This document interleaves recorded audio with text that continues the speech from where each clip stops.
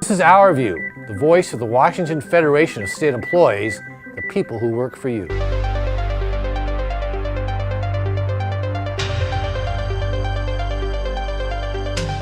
Convention time for the Federation, and AFSCME President Lee Saunders had a message for all workers in the state. That is, the drive to lower your wages and the takeaway of workers' rights is well underway. The anti-worker billionaires, the corporate special interests, and the politicians that do their bidding. They want to silence our voice and cut the legs out of those tables that we sit at to give us a seat at the table. They don't want to weaken us, they want to destroy us. I'm not exaggerating. I want to give you a quote. I had to take my word for it. Listen to what they are saying publicly every single day. The head of one corporate-funded think tank has publicly said they want to, and I quote, defund and defang us to deliver a mortal blow to public service unions. They aren't hiding it. They're talking about it every single day. Look at what's been going on across the country. 28 states are right to work in this country right now. 28 states. Look at the state of Iowa. We have a proud union.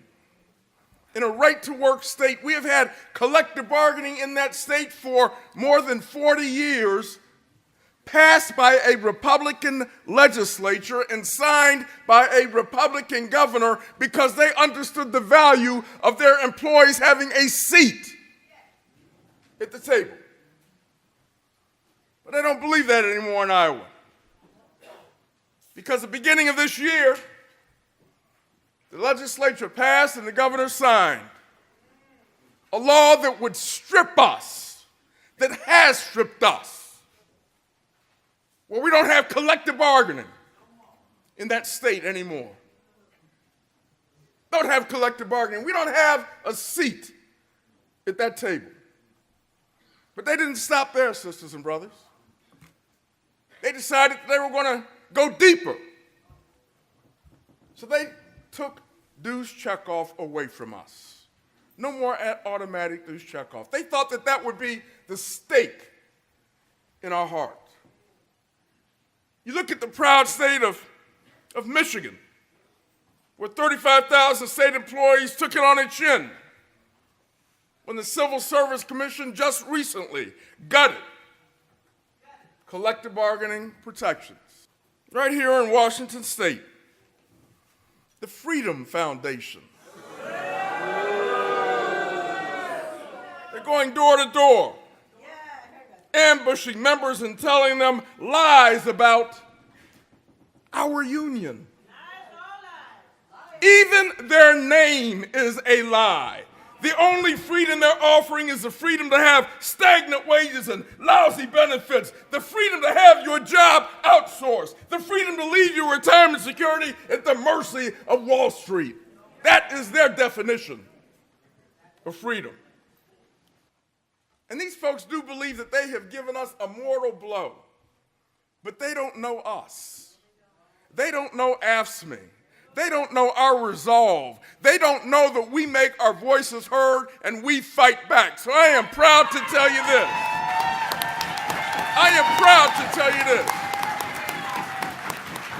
Even though they have tried to destroy us in Iowa and Michigan, when I spoke to those delegates at their conventions, they are fired up and they are ready to go.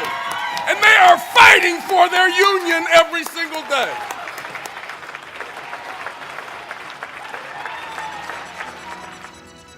Governor Jay Inslee also spoke to our convention and made it clear he is one person in the state who really understands what state employees do. State employees are making this state a better place. We have a great state. It's great in so many different ways. And by the way, somebody the other day You know, they're always arguing if you have progressive politics, it'll be bad for your economy.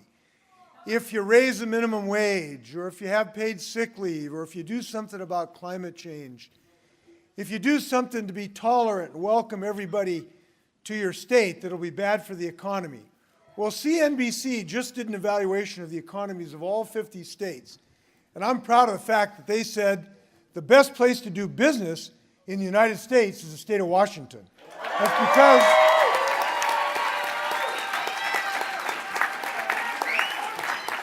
That's because that's in part, not only, but in part because state employees provide good services so that this can be a good place to do business. And we're improving on that. So there's a reason this is the best place to do business and the best place to live. It is in significant part because we have state employees who care about their jobs and care about themselves and their co-workers and want to improve performance. And I see that time and time again. I got to tell you, one of the most frustrating things of my job is that I wish I could take 7 million people when I do walk-arounds on agencies and walk and see the work you do. I really wish Washingtonians could all go with me and see the hard work that you do. You look at Western State, where we know we've had challenges because we haven't provided adequate staffing. The people at Western State care about their patients, and they care about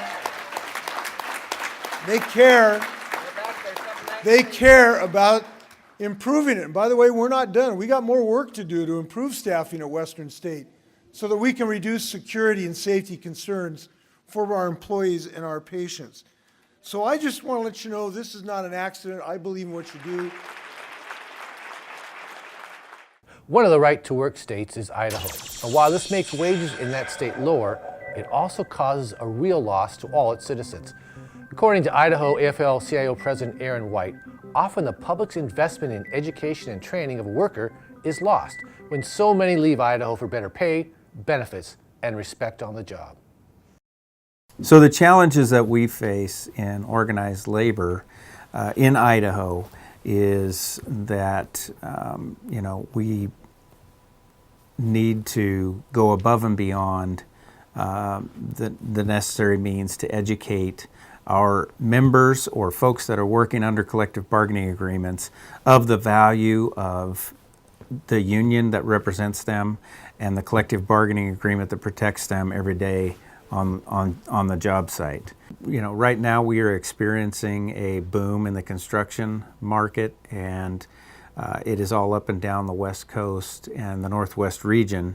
And what that is causing for Idaho is folks that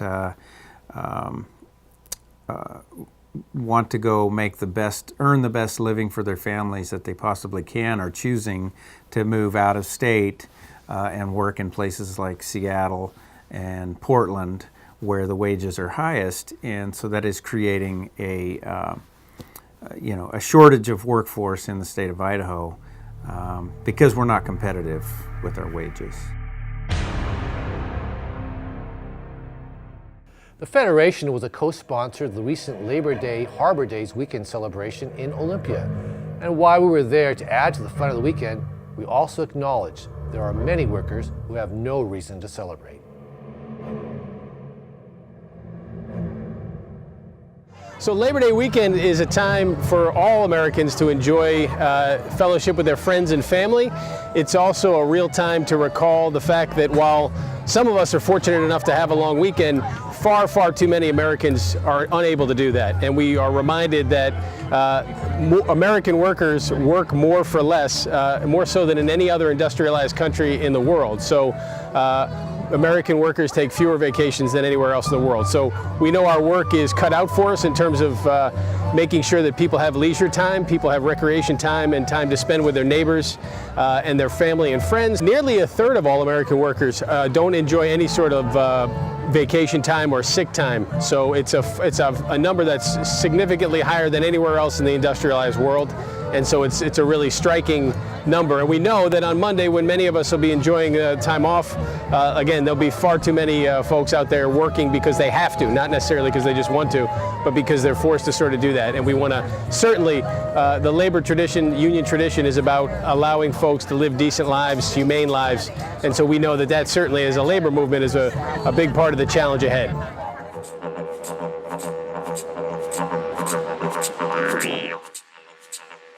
You've been watching Our View, the television voice of the members of the Washington Federation of State Employees. We remind you, when you accept a paycheck for your hard work, you don't give up your rights. Thank you for watching, and we'll see you next month.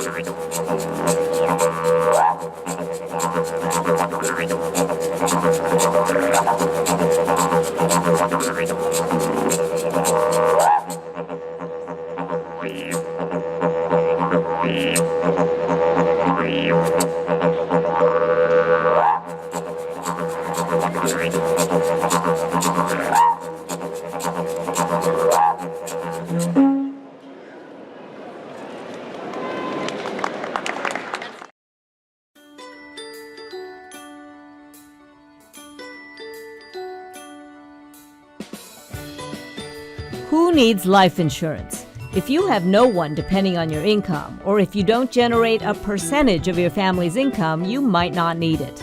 But when your income is supporting dependents, such as a spouse or children, life insurance provides cash to your family after you pass away. So what type of life insurance should you buy? There are so many choices, but most are variations on two basic types, term and cash value life. Both give you a death benefit. With term life insurance, you're buying a policy for a set term, say 10 to 30 years. With cash value life, it stays with you for your entire life. Term is usually much less expensive, but when the term expires, premiums increase as you get older. Cash value life usually has higher premiums, sometimes a lot higher, but premiums usually stay the same. Part of it goes towards investments that the insurance company makes for you. Depending on how the investments perform, there's a cash value. Consider the fees and whether there's a commission. Look not only at price, but also at the company's record for paying claims. Support comes from the Washington State Department of Financial Institutions, providing information to build a sound financial future. More at dfi.wa.gov.